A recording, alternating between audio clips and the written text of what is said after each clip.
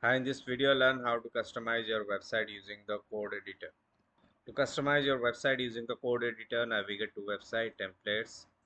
Click on customize template to customize. So in the VD console, to customize your website using the code editor, click on code editor.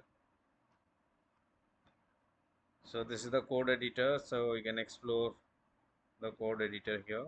You can access to different pages.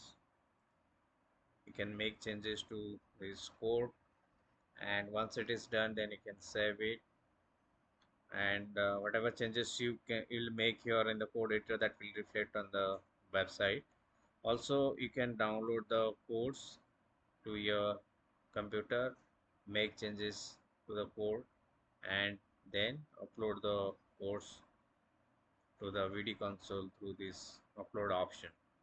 So whatever changes you have made, that will be uploaded and it will reflect on the website.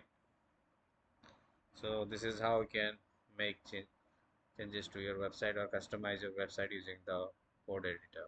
Thank you for watching.